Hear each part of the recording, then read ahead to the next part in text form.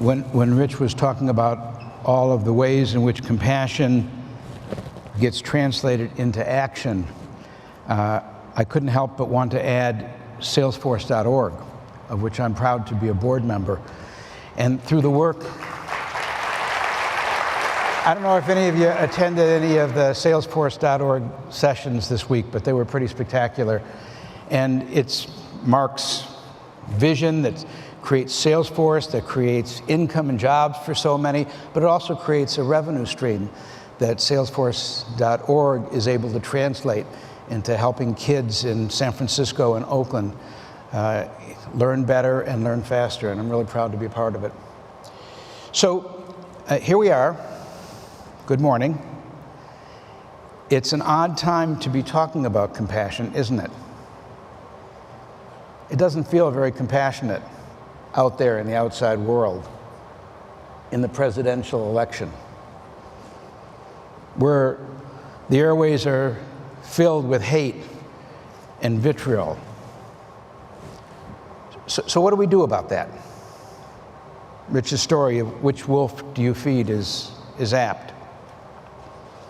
But today, you're going to be hearing from a lot of people who are going to try to answer for themselves and hopefully to help you answer two major questions. When there's war and anger and hatred and suffering and refugees and climate change and fear and acrimony outside in the world, who do I want to be? And what do I want to do? Who do I want to be?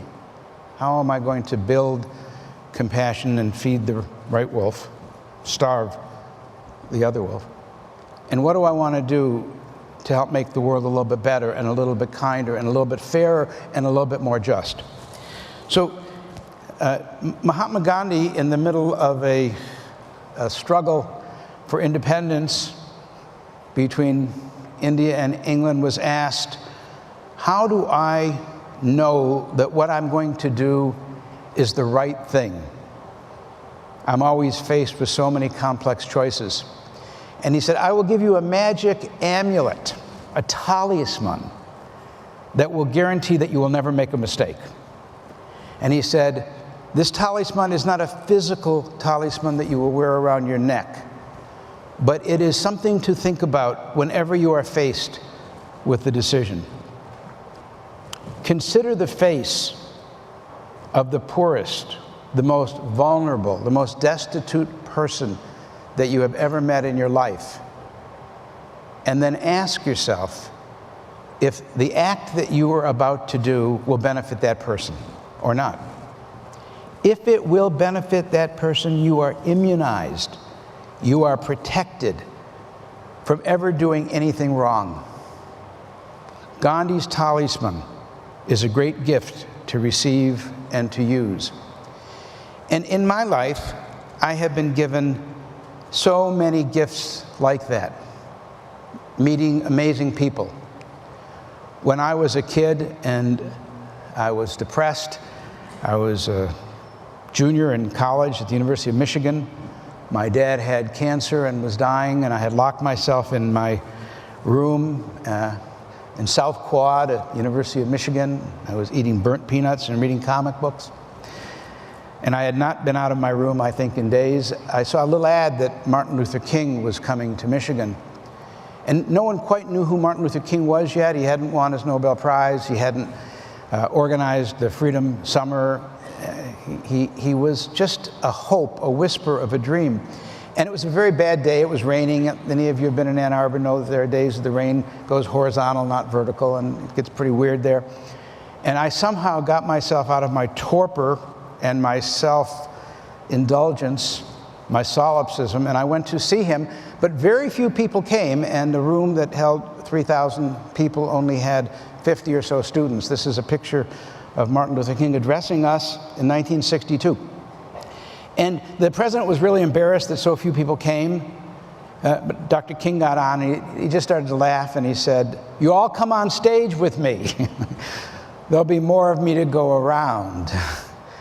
And we all sat around him for hours, 6 hours. And he talked about a world in which every child could be judged by the content of their character and not the color of their skin. And he could dream of a day when the moral arc of the universe could not on its own, but by our actions, be bent towards compassion and justice if we jumped up and pulled that arc and dragged it down.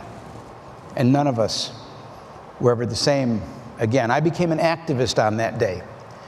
And initially my activism as a young physician, I walked with Martin Luther King. I was arrested with Martin Luther King. I'm proud to say that I was arrested with Martin Luther King when we were fighting against the war in Vietnam, when we were marching for civil rights. And I became a young doctor that was referred to as a radical doctor, and the American Medical Association didn't like us very much. This is the journal that was put out, and there were 5 of us they put on the picture, and it said that we were radicals because the American Medical Association believed that health care was a right and not a, health care was a privilege and not a right, and we believed that health care for all was a human God-given right, and that made us radical, and I was very proud to be a radical. And I interned here in San Francisco at what was then Presbyterian Hospital. It's now California Pacific, and a group of Native Americans took over Alcatraz. You may have heard about this occupation. And there was a baby that wanted to be born to a woman named Lou Trudell, and she and her husband decided they wanted that baby born on Indian-occupied land. And the columnist, Herb Cain, kept on writing every week, there's no water, there's no electricity, there's no doctor. Is there no doctor in San Francisco willing to go out and bust through the Coast Guard embargo and live on Alcatraz and help deliver that baby? And it just seemed like it was an advertisement for me. Can Larry come out here and live on Alcatraz? And for years I would tell this story and nobody believed me because there was no photograph of that. And about 6 months ago, my wife and I were at a movie on Alcatraz, and I saw this picture, and I thought, yes! And pictures are important. This event for me, being on Alcatraz, it led to Warner Brothers offering me a small part in a movie called The Medicine Ball Caravan, which was about hippies and the Grateful Dead and the Jefferson Airplane, and I became a rock doc. And on my first day as a young rock doc, I met some incredible characters, and I'm not talking about the musicians. I met this guy, and this is Wavy Gravy, and on my very first day, my first job was to vaccinate the cast against smallpox. I had never seen smallpox. I had no idea what was in store for me later on, but he was the first person who came in line, and when he smiled, and all of his teeth were rainbow colored because he had gotten a dentist to put rainbow, vibgyor, violet, indigo, blue, green, yellow, orange teeth in his mouth so that when he smiled, I knew I was meeting somebody I'd never met before. And he was wearing a duck-billed hat with a real duck's bill, and I knew that this was somebody that was going to teach me some lessons, and we've been best friends for 40 years. And my wife, who is here, who was then called Elaine and is now Girja, this is us as part of Wavy Gravy's Merry Band. We ran away with the circus. And I left traditional medicine, and we got on the bus. You may have heard the expression, you're either on the bus or off the bus. We were on the bus, and this is the bus. And this is the Khyber Pass in Afghanistan. And I want you to know that I showed this photo when I was invited to come to the Pentagon and to speak in the auditorium to the Joint Chiefs of Staff and the generals and the admirals, and I was standing on a stage like this looking at the auditorium filled with so much brass that I could hardly see the reflection of the light off of the brass, and the Deputy Secretary of Defense and the Undersecretary of Defense. And I thought, before I talked to them about my job, which was global threats and asymmetrical challenges to American security, I thought I ought to be clear that they knew who I was and that we were honest with each other. So I put this slide on first. And I said, I don't want you to take this the wrong way, because my generation made one horrible mistake. Well, we made a lot of horrible mistakes, but one of them was that we conflated our hatred for the war with the young kids, the warriors. And it was the worst thing we could have ever done, because we treated the soldiers who came back from that war terribly. And I wanted to apologize. I said, so number one, I want you to know that I apologize on behalf of my entire generation for the way we did that. The other is that's how I did my Afghanistan duty, is here in the Khyber Pass, in that bus, going from village to village. And I have to tell you that we lived in Iran, Afghanistan, Pakistan, went through Iraq. We would go to little villages, and if it was a Buddhist village, there'd be a little Buddhist shrine in the center. If it was a Hindu village, there'd be a little Hindu temple. If it was a Muslim village, there'd be a small picture of Mecca. And not every time, but 3 out of 10 times, right next to that picture of Mecca, right next to that picture of Ram, right next to that picture of Buddha, there would be a picture of John F. Kennedy. And that's the way the rest of the world looked at us. That's what America meant. The most remote place in the world, the holiest part of that village, there'd be a picture of the President of the United States, and it's going to be a long time before we earn the right that our president's picture will be in that place of honor again, and we've got to do it again. And we've got to build the kind of country and the kind of world where we deserve that kind of respect, because we've got to be strong, and we've got to be good, and we've got to be compassionate. And I was really lucky, because after we did that hippie trip, I got a chance to do a much deeper spiritual trip in India. And my wife took me to this ashram, which is at the corner of India and Nepal and China. If you put your finger on that map, that's where it is. And I met my guru, named Karoli Baba. This is a picture of him reading a book about him, written by a guy named Ram Dass, who wrote that book called Be Here Now. And those of us of a certain age remember where we were when we first saw that book. And I think the best way I can explain to you who Ram Dass is now, today, he lives in Maui, is you should know how compassionate he is, because he has a puja table, and he has pictures of gods and goddesses and Buddha, and he has a picture of Donald Trump on his table. Because he's trying to be compassionate to everybody, even people that credibly would not be considered his friend. And that's a different kind of compassion. And that's what we learned sitting with our teacher, sitting around and talking about Christ and Buddha and Ram and Sita, trying to understand Islam, trying to understand where compassion comes from in the human heart.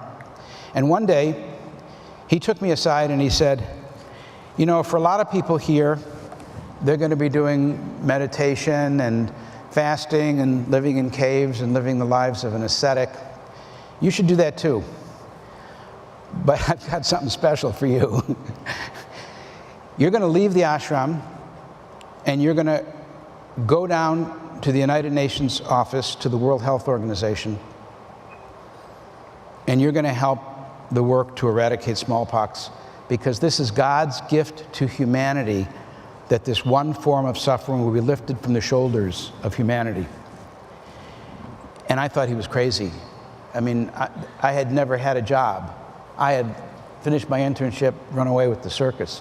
I'd never seen a case of smallpox.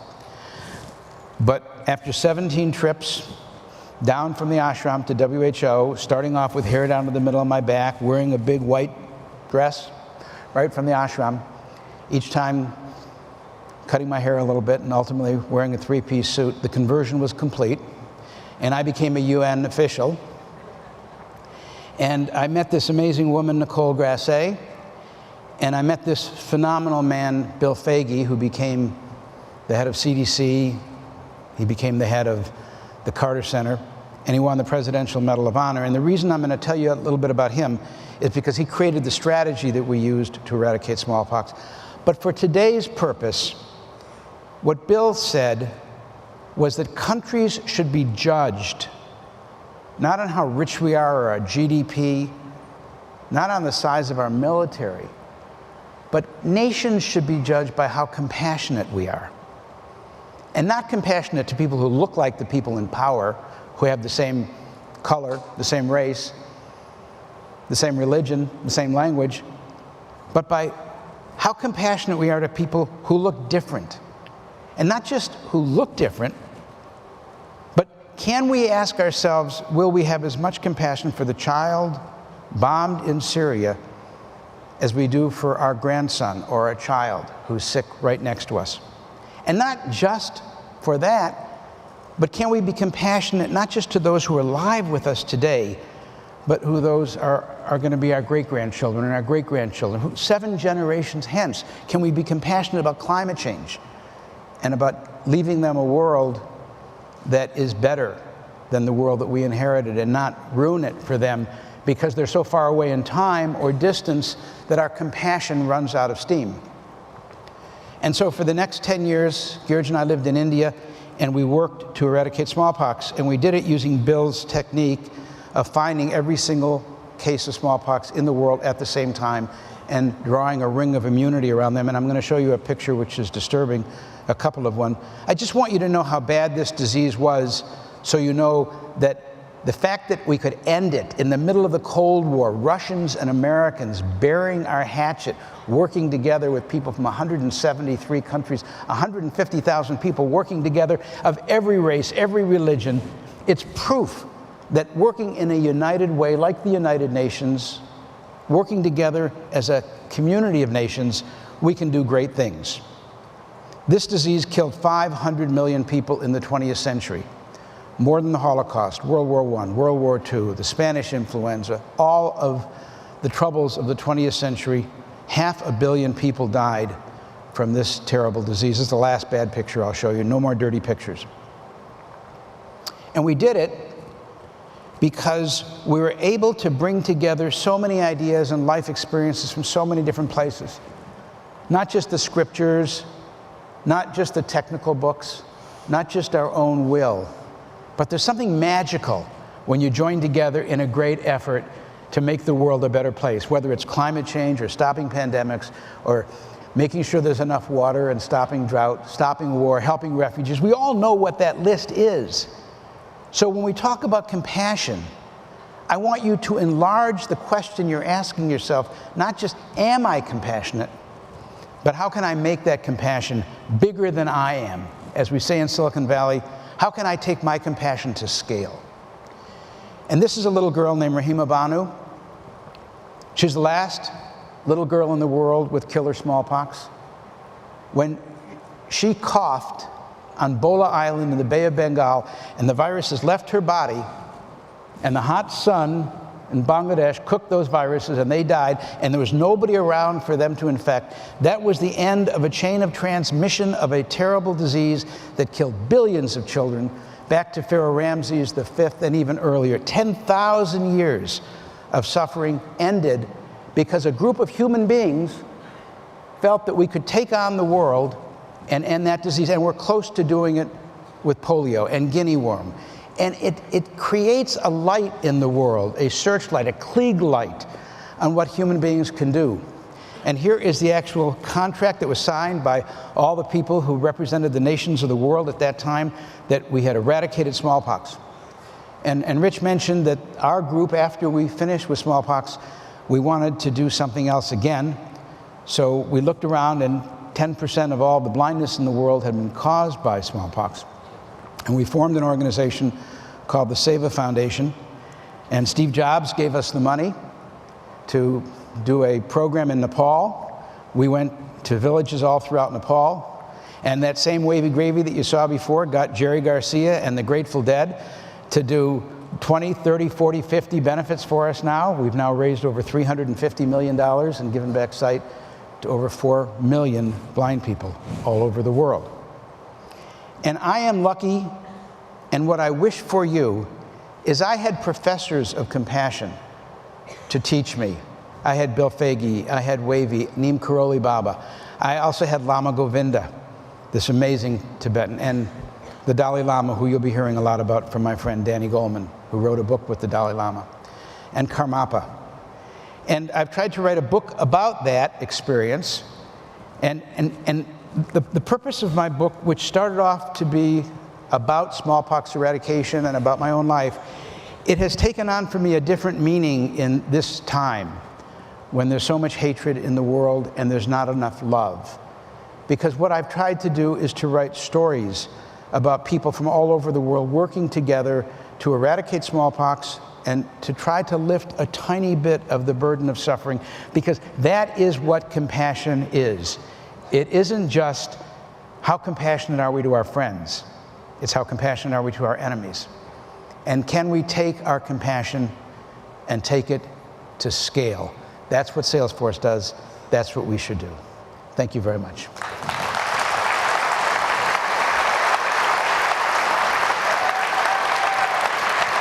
Thank you.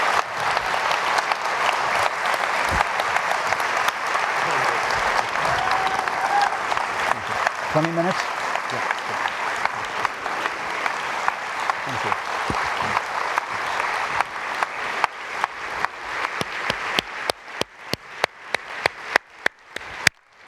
Thank you so much, Larry. Thank you. Thank you. A beautiful example of compassion in action.